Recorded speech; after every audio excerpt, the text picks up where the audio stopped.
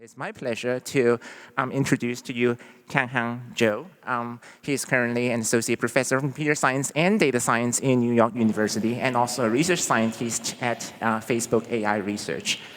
If you know something about deep learning, you most likely would have heard of his name or even read his papers. He has made fundamental contributions to sequence learning research and the application of sequence-to-sequence learning to neuro-machine translation, among many other things. He won a Google Faculty Research Award in 2016, a Best Paper Award at the ISMIR conference in 2017, and a Best Paper Award at the ICML workshop on AI for social good earlier this year.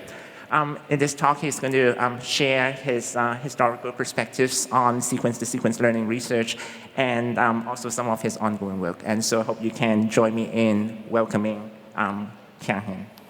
Well, thanks for the generous introduction. So I got an email about this invitation. And then when I received this invitation email, I was like, wait, hold on, have I already picked? Is it all going to be downhill from now? And then if it was going to be all downhill, perhaps it's going to be a good idea for me to talk about what has been done so far, and then what I think is the field is going to move toward. And this journey turned out to have actually zero state-of-the-art results, nor the, let's say, novel ideas, as far as I could tell. The first thing I noticed is that this journey that I have taken on the neural sequence modeling in fact started 30 years ago, almost right after I was born, a few years later, by Bob Allen in 1987, where he actually showed that you can build a neural network that's going to be trained end-to-end using the backpropagation algorithm to do the translation, back then translation between English and Spanish. That was about 4 years later, followed by Lonnie Chrisman, who also showed that you can build a neural network. And then, in that case, he showed that you can build a multilingual machine translation system that is end-to-end. And then about 6 years later, Forcada and Neko, as well as the Castaño and Casacuberta, also showed that you can build a Spanish-English translation system using neural network. I think some of the people in this slide, as well as all the other slides, are going to be here. I put the pictures of them as much as I can so that you can find them during the conference and then go ask them about it. So in other words, what I've been doing so far during the past 6-7 years, it turned out that there was nothing really novel about it. However, my own journey started in 2013 when I joined the University of Montreal as a postdoc. Back then, Joshua Bengio gave me, in the first day of me being in Montreal, 4 options for me to work on. First one was to continue working on restrictive Boltzmann machines, which is the thing that I actually wrote my dissertation on. And then second, to start working on generative stochastic networks, which was supposed to be the next great thing on the unsupervised learning. But however, as far as I can tell, no one remembers. So it really didn't work out well. The third one was to work on machine translation. And then when Joshua told me machine translation, the first thing I asked was that, wait, Joshua, I have no idea about machine translation, and I don't think you have any idea about machine translation. Are you sure this is a good idea? And then he told me that he believes that this was going to be the next big thing for deep learning to conquer. Well, we haven't conquered it yet. We're getting there. And then he told me about the fourth option that I don't even remember. And then immediately, I was captivated by the idea that we can use deep learning or the neural networks to solve or to tackle the problem of machine translation, which I believe still is one of the most important problems that we have to solve. And then already in 2013, we started to sketch out some of the research ideas. And then the research idea, so this is a slide I found from my so-called T-talk at LISA, so it was the name of the MILA back then, in 2013, where we had the clear idea that what we need is simply to have 2 neural networks that were connected. The first neural network, the encoder, is going to figure out what the underlying meaning of the sentence is in the continuous space. And then given that, the second neural network is going to generate the translation, the sentence in the target language. Of course, it took us about a year to get it all right, but we had the clear idea in which direction we were to pursue. Unfortunately, our initial results in 2013 and 2014 was a bit disappointing. The standalone neural network that we built to do the translation couldn't really translate the sentence as well as we hoped, and then we had to show our initial results by plug that in to the existing statistical phrase-based machine translation system. And then that work was actually presented 5 years ago in the same conference, EMNLP. And then what we show was that by using this kind of neural net that learns to translate, we can improve marginally the existing systems by incorporating that into one of the scores in the log linear model. And then this was nothing too surprising because a year before in the same conference, Niall Kalkbrenner and Phil Blunsom showed a very similar thing, however, relying more on the convolutional network than the recurrent neural net back then. So in that sense, I'd like to thank the reviewers back then 5 years ago who found our work to be promising even though there was no state-of-the-art research, nor the idea was not that novel. I think that kind of reviewer is becoming increasingly rarer these days. However, we knew soon after that it had to work. Ilya Sutskever and his colleagues back then, all of them at Google Brain, showed or they announced their first success of the neural machine translation at NeurIPS 2014, so the December the same year. It was still not the state-of-the-art compared to the phrase-based system back then. However, we could see that the gap has narrowed down so much, and then we could see that if we push it forward, we were going to build a neural net alone. So the translation system built purely based on the neural net could be the next state-of-the-art system for the machine translation. And then in order to figure out why we couldn't narrow that gap, even with the amazing computational resources back then available and then still available at Google, we did a lot of analysis, and the one thing that we have identified as the source of this deterioration or the degradation of the performance was the compression that was embedded in the idea of having an encoder and decoder neural network. What we were trying to do was to build an encoder neural network that was reading a sentence of any length and then compress the whole thing into a single fixed size vector. And then that turned out to be an extremely complicated nonlinear function that had to be learned from the data. And then these neural nets, or the way in which we were training these neural nets, was just not able to capture that highly nonlinear nature of the compression. And then we actually presented this compression as an issue at the SST workshop that was co-located with the EMNLP again in 2014.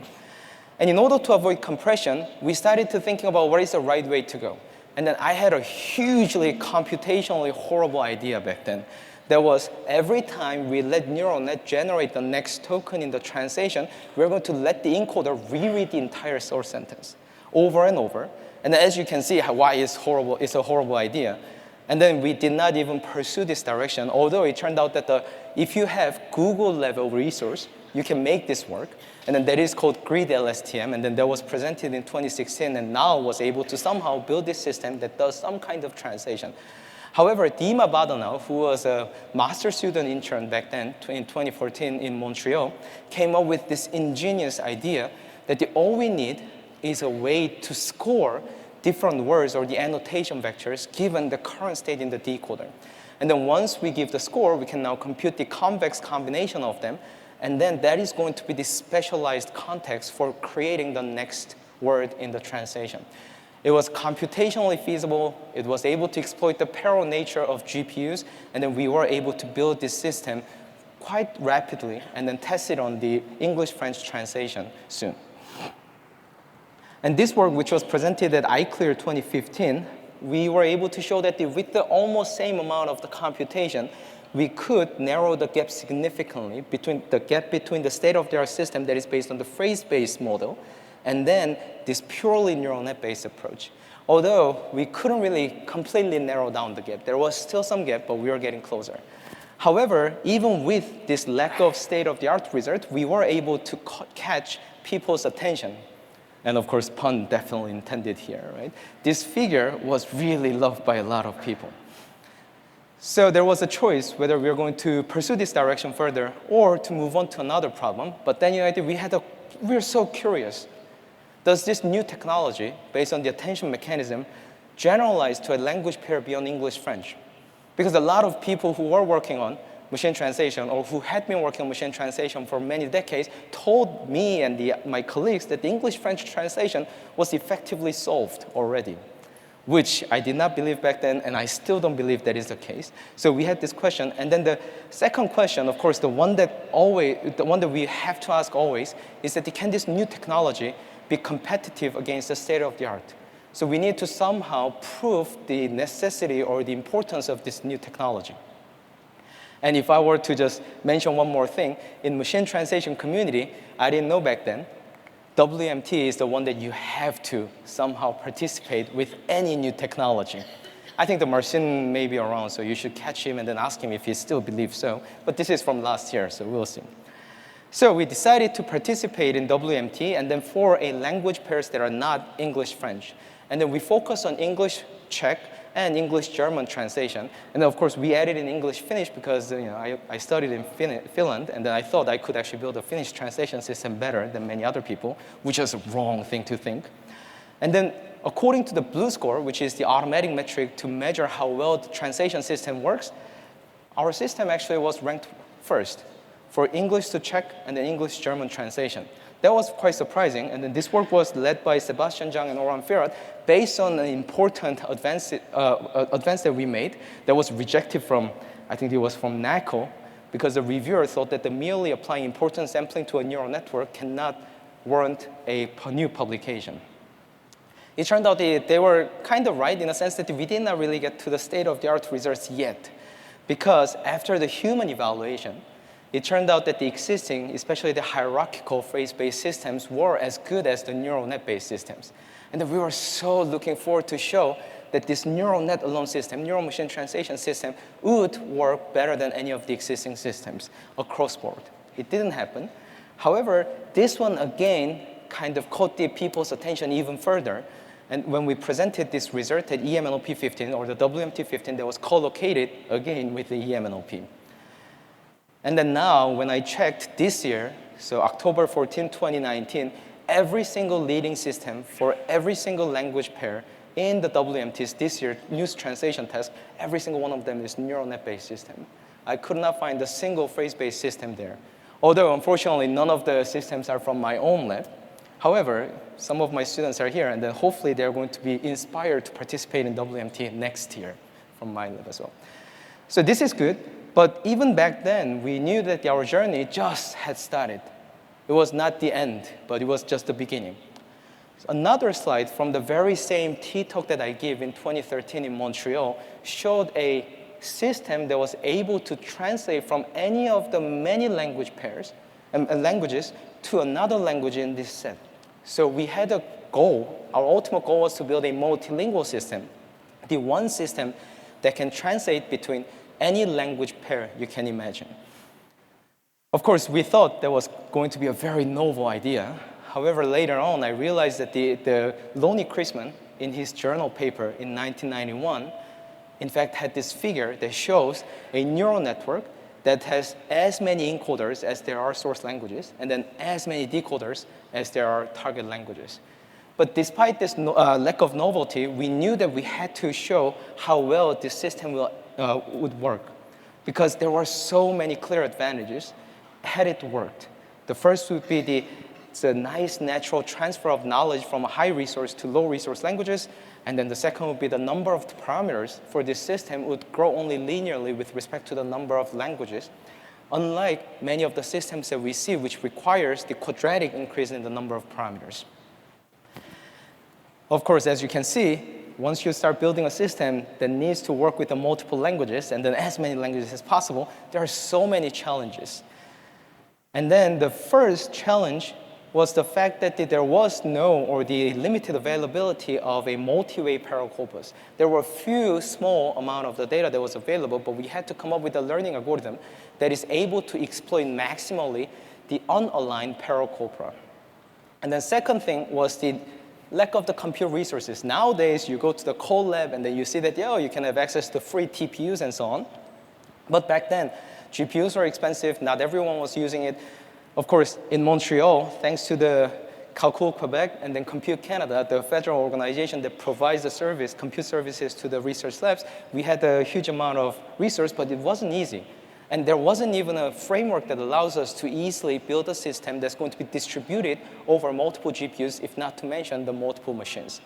And then we were using Theano. And the multi-GPU training with the Theano has never been easy back then. However, it turned out that we had the solution. The solution is Orhan Firat, who must be sitting somewhere in the audience. And then he sat down, spent about half a year getting everything right, and then was distributing the training over multiple GPUs using Theano. And then this work was presented at the NACO 2016. And then what we could show was that we could build this kind of multilingual system. So there is a one neural net that is able to translate from any of the 6 languages that includes English, Finnish, Czech, German, Russian, any of the 5 languages, to any one of the 5 languages. And then, according to the reviewer 3, who I appreciate a lot, this was really a convincing example that we could build a neural machine translation system that can work for more than 2 languages at a time.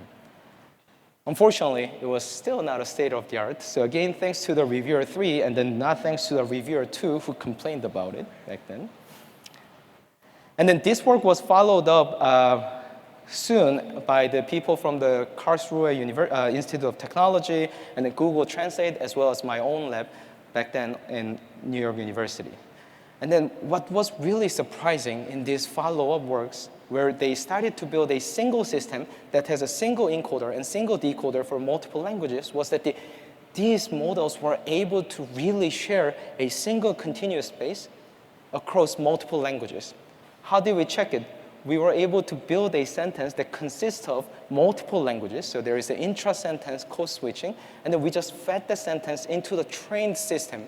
So during training, the system really never saw this kind of code switching or the weird code switching, but the system was able to translate this kind of interesting sentences without any issue, because within this neural network, in this continuous space that has been captured, all these different languages are mapped to the same space that shared the same kind of semantic structure. So then, of course, once you build this kind of, I would say, very creative solution, somebody needs to push the boundary. And the universities turned out to be not the ideal place to do, because we just don't have the enough compute resources, nor the enough salaries to pay our PhD students. And then Orhan Firat graduated and then went to work at Google Translate. And then Google Translate has been pushing the boundary further and further.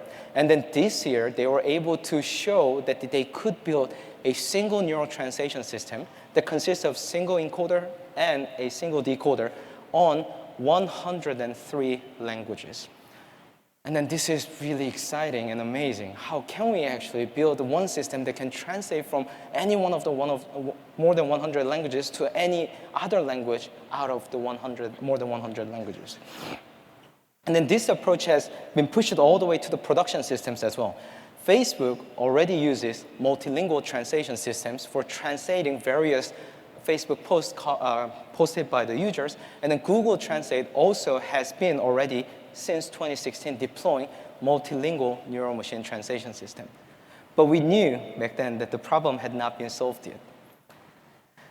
And one thing for sure, as a scientist, I think that we all agree, is that the known problems tends to be boring. We want to always find the problems that are not really well known. We knew clearly that the multilingual neural machine translation system had to work on observed language pairs. If we had a data, and then within the data, if we had a translation pair, then for those language pairs, these systems were supposed to work. However, one thing we did not know was that if it would work on unobserved language pairs. If I did not have any language pairs in our training set, for instance, between Finnish and German, will this system be able to translate the Finnish sentence into a German translation? And then finding a new problem is always fun. Sometimes a bit desperate, but fun is the main thing. And then Orhan Firat and the collaborators from the IBM back then, we were able to show that it actually doesn't work at all. So we built a system, we took our own system, and then asked the model to translate a Spanish sentence into French, or vice versa, when we trained the system only with the data that goes via English only. And then what we saw was that it really didn't work at all. Like the BLEU score was 0. And then that was the first time I saw the literal 0 BLEU score, which is really surprising, right? So we were able to adapt the idea by the Rico Sandrich and his colleagues of the back translation toward this multilingual setting, where we're going to create all these pseudo-parallel corpus using the pivot languages, such as the English, in the one system. And then we fine-tune the whole thing to do the translation between the language pairs that was not seen during training, and then we could show that it kind of worked. But it was really, really unsatisfactory, not because it didn't work, but because we didn't even know why it didn't work, and then we came up with a solution. And then that's never a good idea. We want to know why it didn't work, and then try to come up with a solution that's going to tackle that. And then only recently, especially like earlier this year and the late last year, Google Translate people, as well as many other places, have started to show that the issue is probably not that our learning algorithm is wrong or anything like that, but just that there is an ambiguity between the choice, ambiguity of choosing the target language, and then that ambiguity comes from the fact that most of the source language is highly correlated with the target language. So there is an issue with the mutual information going up, and then this system is going to ignore which language it should translate into by simply looking at the source sentence and then see that, oh, it's French. Of course, my translation has to be English. It can never be Spanish type of thing. And then Jiataogu and others, including myself from the Facebook area research this year, was able to provide evidence that this mutual information goes up between the source language and the target language, and then consequently, the translation quality drops. So it is a very much of an ongoing research. However, there have been a number of proposals that have been put forward during the past 2 years, and then especially the one from the last year's EMNLP, so the same conference again from the group at CMU, they show that if we abstract out the idea of sharing the weights by learning a neural net that's going to give us the weight, then that could actually help with this kind of zero-shot translation. So it looks kind of good. However, we knew that there was an even more challenging problem within our size, so we couldn't really stop. So zero-shot translation, we could make it work, but what is the more difficult problem there? That is, we started to ask a question, what if there's no parallel corpus at all? What if we don't have the supervision at all? According to the ethnologue, the number of living languages at the moment goes beyond 7,000. And then if you just do the 7,000 times the 7,000 minus 1 divided by 2, so if you look at all possible language pairs, there are more than 25 million of them. However, if you look at what kind of resources we have available for building machine translation systems, the largest one I could find was from this year by the Holger Schenk at the Facebook AI Research Paris that built automatically using the Wikipedia for resources that covers 1,620 language pairs. So 25 million versus 1,000. So there is a huge gap there. And it does not look like it's going to be any easier in the future for us to build resources that are going to cover 7,000 languages. And it was 2016, and Eco Aguirre from University of Basque Country in Spain emailed me for a sabbatical visit. And I was like, yeah, sure, sounds good. I've never hosted any professor on sabbatical back then, so I was like, yes, please come. So he arrived and then told me about this amazing work by his amazing student, Mikel Artese, where they show that you are able to align two sets of word embeddings from two different languages without having almost any corresponding dictionary entries. So it was almost unsupervised way to align these word embeddings. And then our discussion moved forward and forward, and then eventually got to a more futuristic question where, what if we could do that at sentence level? If we had all those sentences on one side and then some representation, and then all those sentences on the other side from another language with a representation, can we align them automatically without having parallel examples?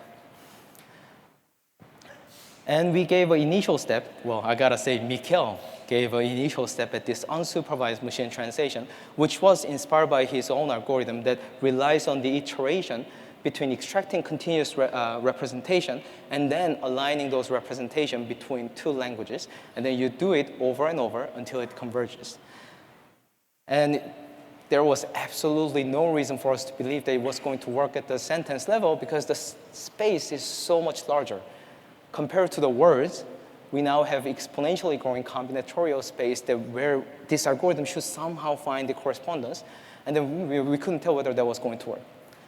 And surprise, surprise, it worked. So it turned out we could actually build a machine translation system between English, French, and English, German without any parallel corpus. And then the system was able to get the quality that was about 75% of the comparable supervised system. Of course, it's very, very far away from the state-of-the-art system that you can build, but it was just extremely cool. And then this work was also done in parallel by the Guillaume Lemple and others at the Facebook AI Research Paris, and also by Yang et al., who followed up really rapidly. Unfortunately, I couldn't really find the picture of the Yang, because it turned out that there are so many pictures shows up on Google. So if you know him, please do introduce me to him. Yes, I'd like to talk to him really. And then since then, this unsupervised neural machine translation or unsupervised machine translation in general has become an established problem. And then Michael Artese and Guillaume Lemple have been pushing it further and further. And then now we can actually build a amazing unsupervised machine translation system works almost as well as the supervised system on certain language pairs that are slightly more easier to model. But of course, this is not the end. Although we somehow, as the community, have figured out how to build an unsupervised machine translation system, the journey has to continue. So before doing so, let's think about why it's been so successful. I'm going to invoke Jeff Hinton because Jeff says so. We should probably trust him. How these deep neural networks solve this complicated problem is by looking at many, many weak regularities or the rules underlying this complicated problem. It's not going to be a few small set of rules that the neural net is going to rely on to solve a problem, but it needs to rely on many, many weak, sometimes contradictory rules. And then, because of that, we need three ingredients. We need to have a large-scale data set because all those weak regularities or the rules must be observed during training. And then we need a large model because these models must contain these rules within it in order to process the input to go through all these rules. And then it has to be a hierarchical model. That is, it has to be a deep network because all these rules are going to be arranged hierarchically in order to be efficient and to have a better generalization. And then that's precisely what Ilya Sutskever said in 2014 at NeurIPS, effectively announcing the end of machine learning. But fortunately, it hasn't happened yet. Of course, those are the three key ingredients, but there has to be a lot of other details that need to be done well. So we need to have a better parametrization or the architectures. Remember LSTM that revived the whole recurrent neural net from its, let's say, grave in 1999 by Sepp Hochreiter. And then we need to have a better understanding of the learning and optimization. How does the objective function look like? And then what is the right way in which we can find the good solution within this gigantic high-dimensional space? And also, what has happened is that we have learned that we can build a better system by introducing more and more information that goes beyond the text and combines multiple modalities, and then it has to be seamless. So I'm going to now tell you a bit about what I've been doing, just two of my recent works. And then you're all at the conference. Any accepted papers, you can go talk to the authors, you can go talk to the people at the poster or the talk. So I'm going to tell you about two studies that I have done that have been rejected recently because of the multiple reasons. But still, again, there won't be state-of-the-art nor the novel ideas here. So let's go back to the very beginning, and then let's think about the probabilistic sequence model. So what is the core thing that we want to do is we want to build a system that is going to give us a probability or some kind of score given a sequence under the context C. So this is just a machine translation problem. C is going to be the source sentence, and then we want our system to be able to score every possible translation. And then what we hope is that the correct translation or more correct translations are going to get higher scores, while less correct translations are going to get low scores. And then what we need to do is we need to do so based off of a finite set of data points. There are three ways to go. The first way is the best way. Unfortunately, we can't do it, is to build a gigantic table that's going to contain every possible source sentence as well as every possible translation, and then fill in all those scoring board.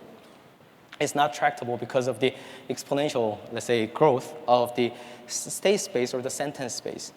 Now, there are two other ways to go. One is to factorize the table. So we're going to reduce the size of the table by looking only at the conditional distributions. And then the third way is to smooth the table by introducing latent variables. So we're going to divide the table into multiple sets and then make them smoother. And I'll go through second and third option one at a time.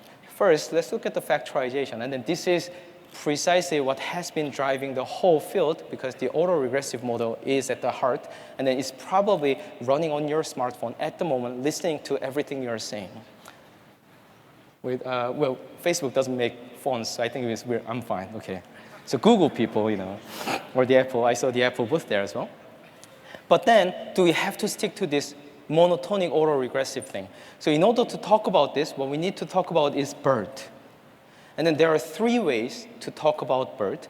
First is how well does it initialize a classifier so that in the future you can build a very, very good classifier with a very small amount of data. And then we all know that the answer is yes, clearly so. So based on both GLUE as well as the super GLUE benchmarks that were prepared by Alex Wang and Sam Bowman and their colleagues, it's all BERT. The top rankers, without any exception, are based off of BERT. Of course, it's variant often. However, it's essentially the BERT that works for the building a classifier. So okay, we're not going to talk about this. The second question is, what kind of features or linguistic features does BERT capture and then use? And then there are like stream of papers that show different types of the linguistic features have been captured by BERT. And then some of the papers have been presented and will be presented at this conference. And then this tradition goes all the way back to recurrent neural net. And so when the Andrei Karpathy in 2015 wrote a paper or the technical report showing that there are some interesting correspondence between the internal representation of a recurrent neural net and some of the actual surface level texture forms. However, there's always the big issue that I just cannot overcome when I read this kind of, let's say, probing type of the paper.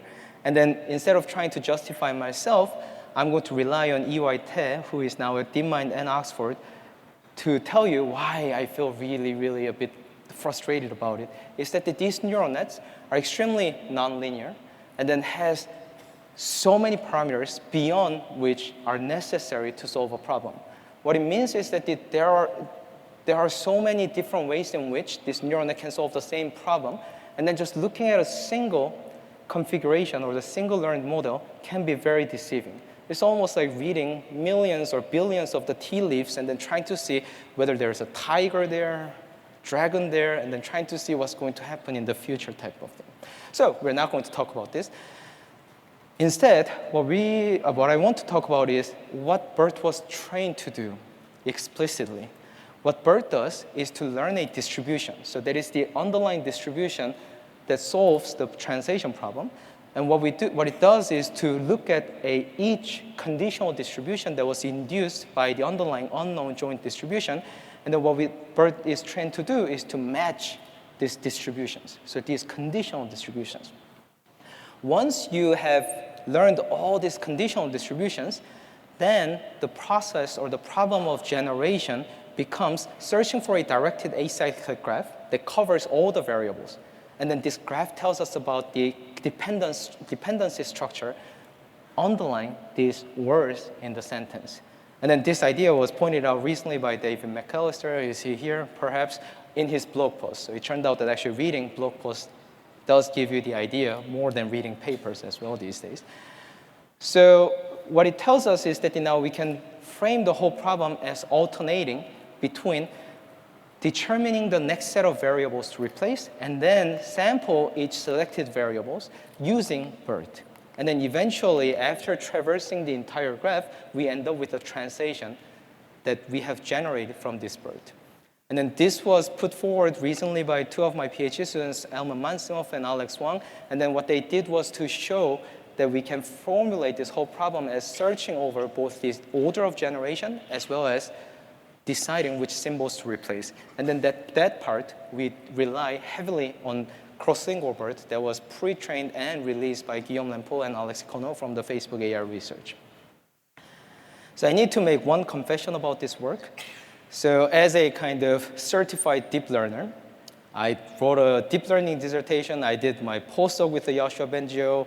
My colleague is Jan LeCun, so I'm like a certified deep learner. However, in this work, we decided to go for the log linear model with the manually crafted features and even manually determined coefficients in order to show what kind of behaviors we can induce.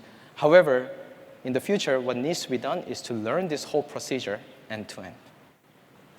And then we observed a very interesting behavior.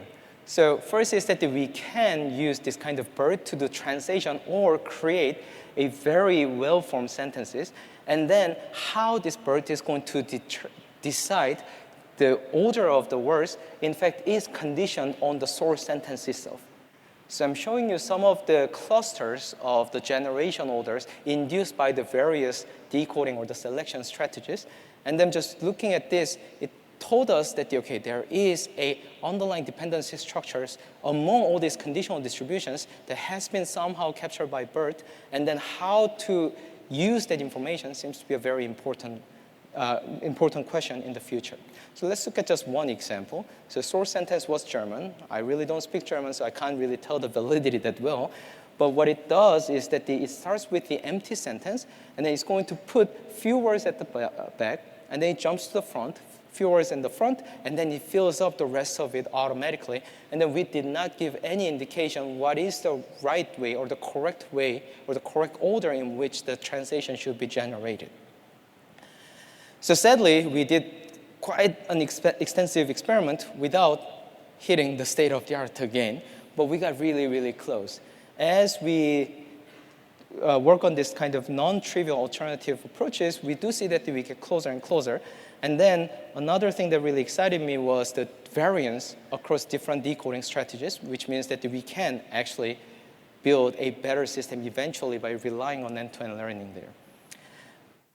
It turned out that this kind of BERT-based generation doesn't only have to be the perfect state-of-the-art machine translation system. It actually opens doors to a lot of other opportunities, and one of which was pointed out by the Marjan, who is at Facebook AI Research in Seattle, and then in the work that was presented at this conference, I think 2 days ago. That is, we can now think about constant time machine translation, assuming the availability of highly parallelized computation that can cover at least the entire sentence. What we can do is we can now fix the budget, that is the sequential temporal budget, and then ask the system to generate a translation within a fixed budget. And then it turned out we can actually do that, and then the performance loss due to the loss in the budget is really, really minimal. And it does give us a lot of, let's say, opportunities to build a computationally efficient systems or, let's say, on-device systems in the future. I would love to say that this is really the novel idea that we have, but unfortunately, that was not true, especially this year. So the BERT generation, there are 2 papers that I have noticed on the BERT generation that have been presented at this very conference during this week. And then those were by the Marjan and then I think the Caroline Lawrence. I think the both of them must be there somewhere in the audience. And then there has been a stream of new studies showing how we can train the whole thing end to end, not only to decide where to put words, but also to decide which words to put. And then that was followed by my own group at NYU, Facebook AI Research. This work was led by the Jiatao Gu. And then there's been a work from Google, DeepMind, like Yandex, all over the world. And then those are really, really exciting to see how these things are all working well. But okay, so that was still sequential generation. Now, can we do something slightly differently? So can we use this idea of smoothing this probability table by using some kind of Latent variable models? This turned out to be pretty much equivalent, except that for one of them, earlier we had to search over the discrete dependency structures, while with the Latent variables, now we can optimize, or we can solve the optimization procedure to capture all those dependencies. And then by marginalizing out all these Latent variables, we can build a system that captures very complicated dependency structures across different words. Unfortunately, Latent variable models, despite what everyone is saying, is notoriously difficult to fit. So the whole tradition goes all the way to 1901 when principal competent analysis was put forward. But then there was a Boltzmann machine, there was, let's say, free energy-based model, there was a weak-sleep algorithm, ICA, like the contrastive divergence, all these papers over a century, all of them have been focusing on trying to train these latent variable models in a high-dimensional space. And the reason is because it's very difficult to marginalize out these latent variables that are high dimension, and then also all those functions that we have are highly nonlinear. Fortunately, in 2014, two groups simultaneously put forward the idea of using reparametrization and the amortized inference to train this kind of highly nonlinear latent variable models efficiently using the backpropagation algorithm, and then nowadays we all call them variation autoencoder. And then once it was put forward and then shown to be have a really interesting behaviors in computer vision applications and others, there has been a stream of studies applying variation autoencoders NLP, which started by the Sam Bowman applying the VAE to the recurrent neural net language model, and then showed that those latent variables can capture certain interesting behaviors or the properties of language. And then since then, this VAE idea was applied to the sequence-to-sequence learning by multiple groups. Excuse me.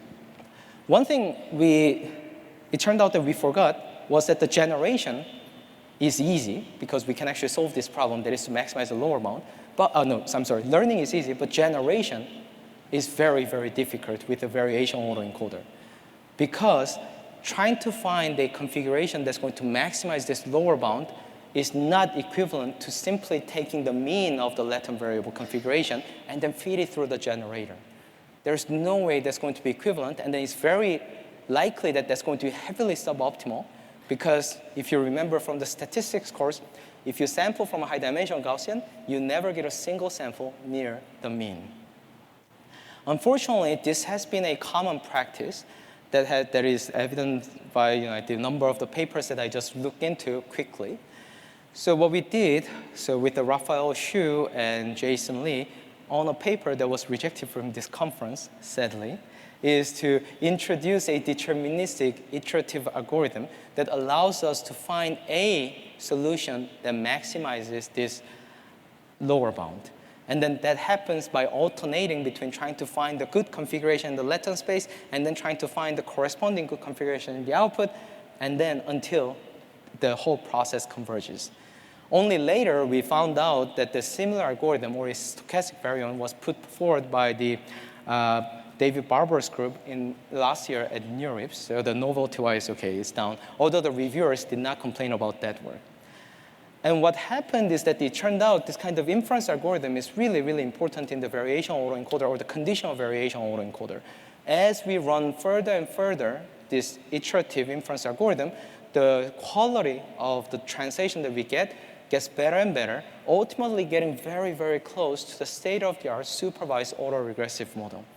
Still not quite, however, it shows the importance of looking into both the learning, parametrization, as well as the inference or the generation algorithm.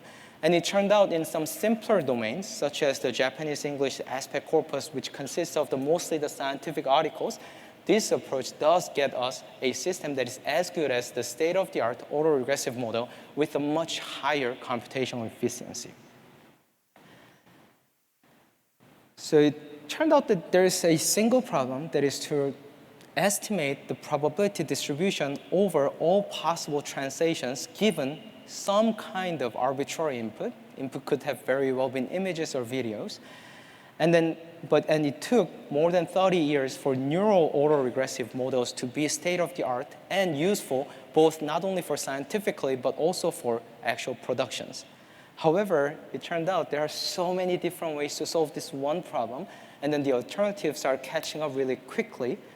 And then today, I just talked about the two alternatives, but you can think about having many different combinations that are ultimately going to be as good as or better than the neural autoregressive model.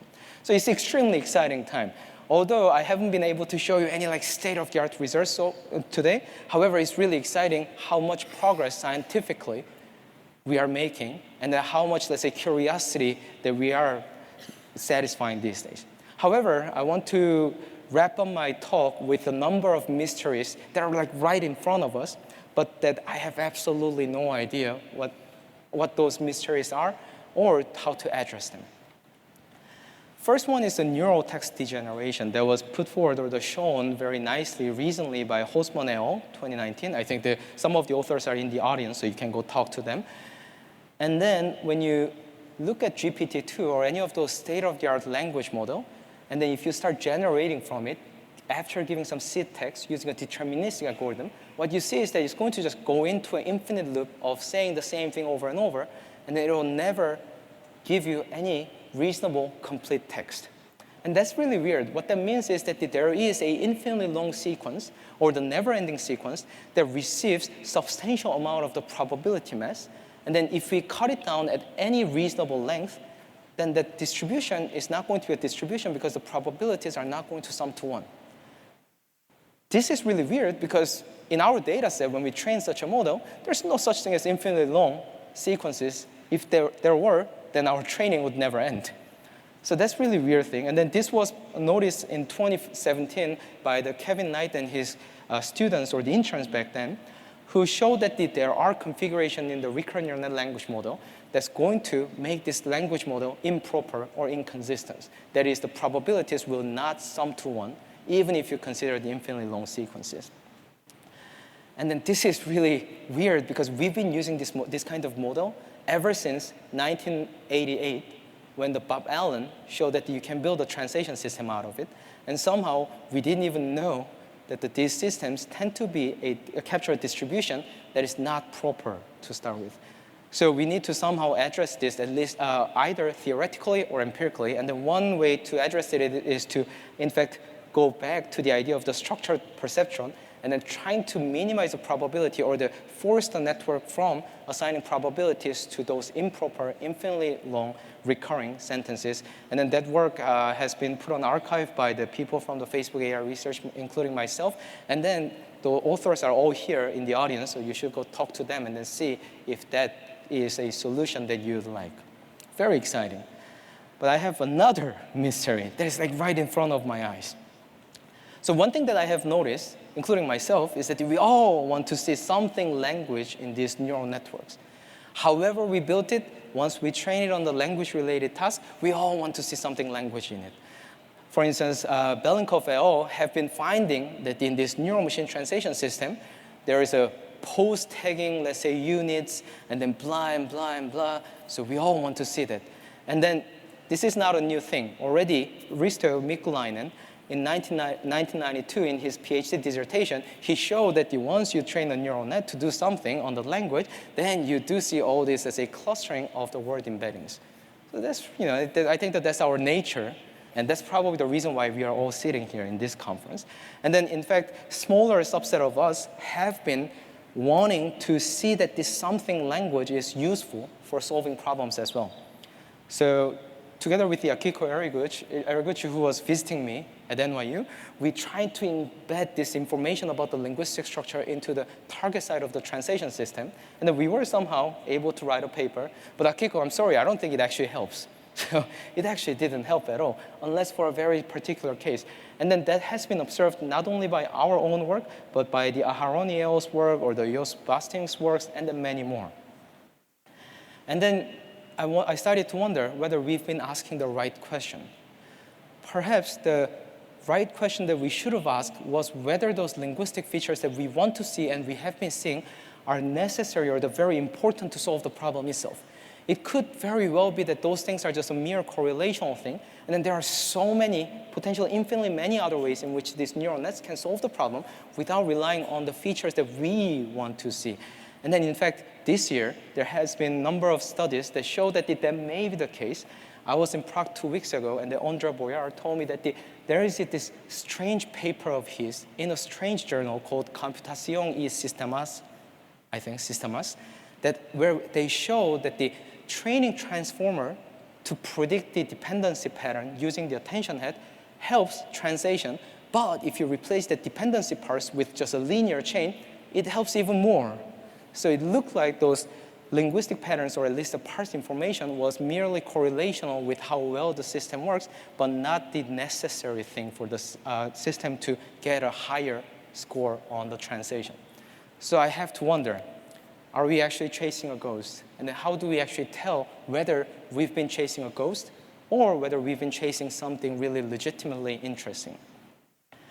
And then one final mystery that has been bothering me ever since I started working on machine learning and natural language processing is this really seemingly innocent example. When almost every banana in my corpus was yellow, then what should my neural net do? Let's say I'm looking at the translation system, and then translation data on the source side, bananas are always yellow, so it's all yellow bananas. On the target side, let's say it's Korean, it's going to be noran banana. And then noran is yellow, bananas are banana. Now, should the neural net look into the banana in the source sentence, or look at the yellow in the target sentence to tell whether it needs to generate banana? So simple idea, but I have absolutely no idea what is the right way to solve it. There are a number of proposals that have been put forward recently, such as the one that relies on the causal inference or the causal analysis, or perhaps the ones that rely on the multimodality or the availability of the other modalities, or perhaps a bit of an embodied agent. However, I don't think we have a clear way to tell whether any of those approaches is going to help us because we don't know what is the right thing to do in almost all the cases. So before I wrap up the whole thing, I'd like to thank all my sponsors for my research at NYU. So this time with my NYU hat on, and then off the Facebook hat, especially the Samsung and CFAR have been supporting this line of research ever since 2013, all the way and so on. And then many of the companies really helped me, and then even NSERC has been sponsoring my student and so on. And then you see the obvious omission of the NSF. NSF has not given me any money, so I don't thank them anymore. But if you're, let's say, program managers, I think this line is really, really exciting. So you should definitely fund, not me, but this line of research. And I'm going to wrap up my talk. And then if you have any questions or the comments on this whole line of the work, I'll be happy to hear and then perhaps reply as well if I have any answer. Thank you very much.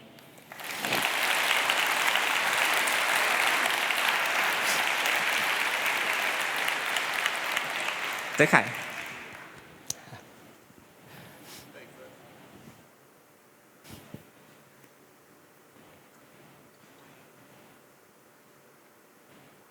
Thanks for a really fun talk. I have a meta question. You seem really frustrated with reviewing.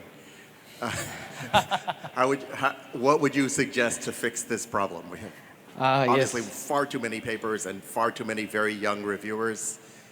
Yes. So this is a really interesting question because first thing I'd like to make one public announcement is that if you have not submitted your reviews for iClear, please do leave the room and then submit the review first. Okay, that's very important. We're almost there in the 100%. Now, yes, the reviewing system has been pretty frustrating, not because of the reviewers are bad or if the underlying system is bad, but because of the exponential growth that we have seen in terms of the number of submissions as well as the number of authors themselves. However, the number of reviewers, qualified reviewers, does not grow that fast. So there will be some kind of gap. And then what I believe should be done is we need to go into a system where we have a centralized repository of the submissions as well as the reviews so that we can actually get a submission and also previous reviews that inform the next reviewers to make a better decision. And then whether that repository needs to be open or closed, I think that's up to the different, let's say, communities, although I'm heavily toward the opening everything. And then that is going to be the first step that we can do in order to minimize the unnecessary redundancy in the reviewing system. And then that's going to help us make a better decision on which submission should be accepted and presented at which venue. That's my quick answer, yes. Okay, any other questions or comments? Actually, I was going to ask the same question, but let me make a comment first that 2 out of the 3 keynote speakers at this meeting made that point. And it's quite common at many other conferences that the keynotes are talking about papers that are rejected. But I want to reject your claim that the process doesn't scale. And I had a co-author many years ago who simply said that for every paper that you have accepted and for every paper that your students have accepted, every professor owes the system 15 reviews. If they do this, it scales. If they don't do it, we get what we have. That's a great point. So the scalability is, if we only think about this isolated system of reviewing and writing paper, that's actually true. So the scalability is not an issue because every single person who writes the paper should be able to review relevant papers as well. However, because this is not an isolated system, and then it actually works with, let's say, systems for promotion and all those, let's say, extra things in this academia as well as the scientific society, I don't think it's actually scalable in practice at the moment. So we probably want to find a scalable solution, but the current system does not necessarily scale. Any scientific questions, by the way? Yes.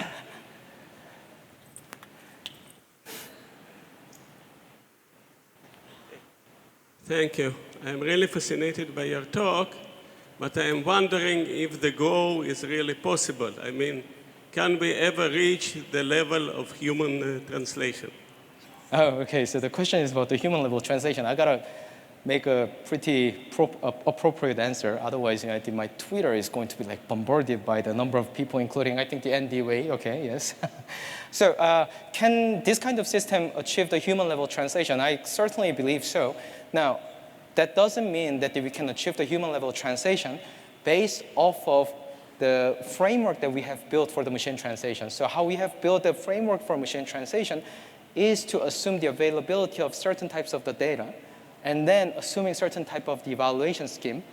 And then under this scheme, I'm not sure whether we can get to the human level translation because those are not exhaustive enough for enough information to do the human level translation. Human translators use a lot of external cues that are not available to our models. But once we expand this framework further and further, so that our systems are given the information that is available to the human translations, I believe it should get to the human level translation.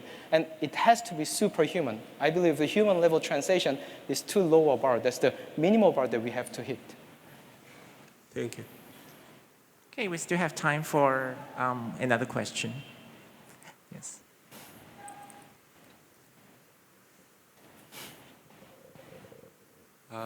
I'd like to ask you maybe to expand more about your position or perspective related to the phenomena you were pointing that in the search, when people nowadays search to look for the kind of the linguistic information encoded by BERT, and the observation that, at least in one experiment, that ignoring dependencies even helped more than considering them. So what's your perspective? I mean, do you think we should just throw away all the linguistic insights and the corpora, annotated corpora, or can they be useful in some way? Oh, this is a trap question as well, but okay. Well, so what I think we should look at all these, let's say, machine learning algorithms or the data-driven algorithms that work on a large enough corpus, not as a thing that we should inject our own knowledge. Because these are the tools that can consume way more text than any individual linguist or even the collective linguist can do ever. So what it means is that this is actually a tool that allows us to figure out the things about the language that we were never able to see before.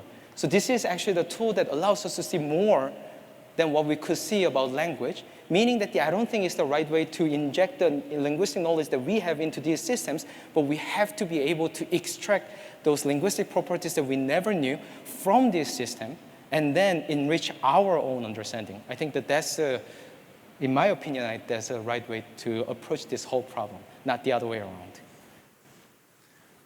Okay, I think we almost have to finish, and so I think it's time for us to thank Kyunghyun for an amazing talk. Thank you.